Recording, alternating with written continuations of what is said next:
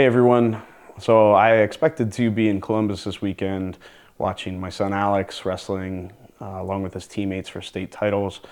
But as you know, some things have definitely changed. I'm going to still wear the state-bound shirt to support them, and I do hope that they get to somehow compete in the near future. It's been a crazy last couple weeks, so I wanted to keep everyone updated in regards to our situation at Pinnacle Chiropractic. First and foremost, we will remain open during our normal hours unless we're absolutely told that we cannot. Dr. Gallagher, myself, and the staff are all keeping a close watch on our own health, and of course we would never knowingly subject anyone to illness if any of us are known to be sick. But with that being said, here's a couple other important points that you all should be aware of. If you are sick, stay home. I love you dearly, but we're not trying to spread your illness to our other patients. Most of our patients have great immune systems and they're strong and they can handle this type of infection that's going around, but some of our patients are less fortunate and could potentially fare worse. We are going to be removing all of our cancellation policies through April 30th at this point, including any cancellation fees for massage, chiropractic, and laser treatment. With that in mind, please give us as much notice as you possibly can. If you know you're sick now and you have an appointment coming up in the next couple weeks, just call us and cancel it and let us know immediately. If you have to leave a message, go ahead. Let us know that you won't be in. I'll be checking them frequently, including nights and weekends, so we can fill that spot if somebody else would need it.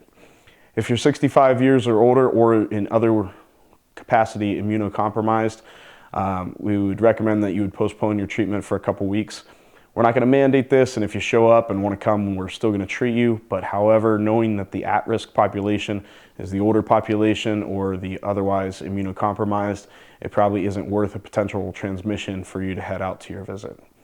We will be ramping up our disinfecting policy to minimize the risk of a transmission.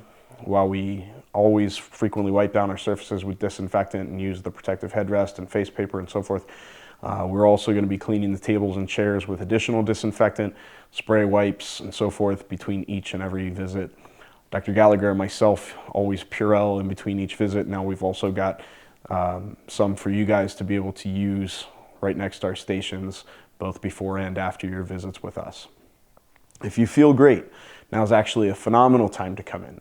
As most of our patients know, chiropractic boosts immunity. Some history: during the 1918 flu pandemic, chiropractic care was a big boost for getting people well.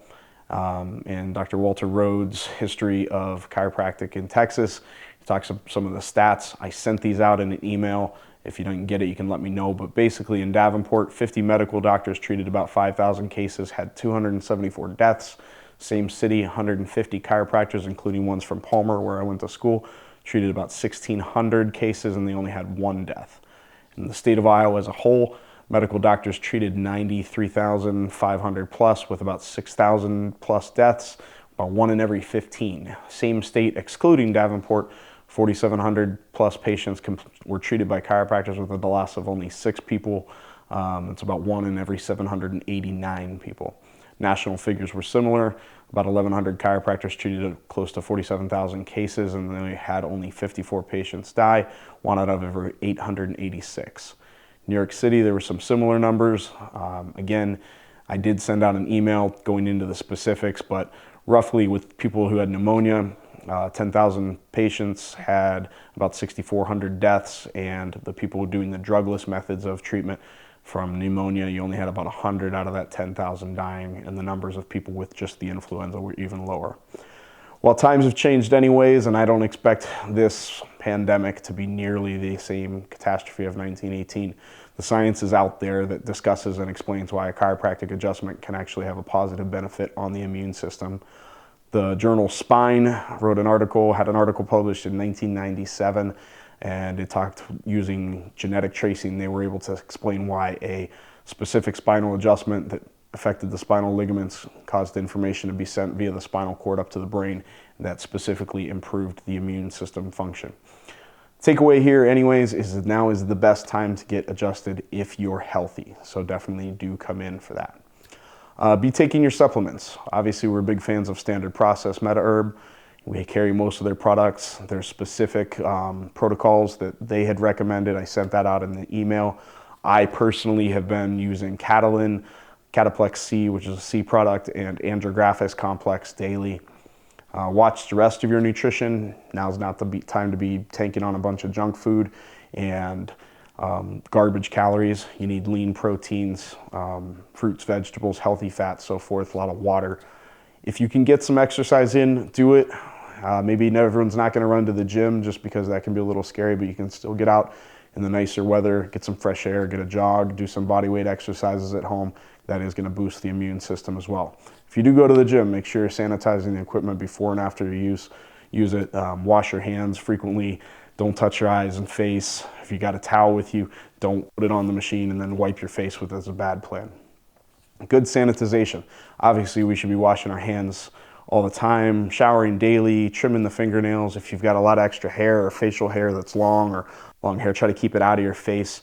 The hair does not filter anything, but the viruses can kind of jump on there, and it's not a really good situation from a sanitization point to have all that in your face.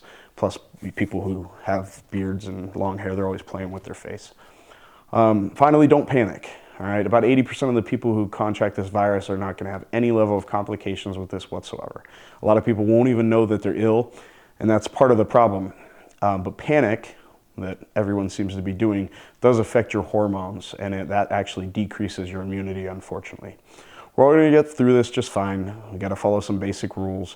We should be doing half this stuff anyways.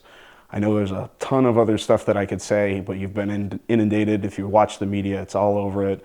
You've probably got 1,000 emails and videos and everything else from 100 other people. So I don't want to berate you and just keep at beating the dead horse. But please take care of yourselves. Please be careful. But we are still here for you. If you need anything, contact me. You can get a hold of me at drcraigbanks@gmail.com or call the office and leave us a message, and we'll be happy to get back to you. And take care.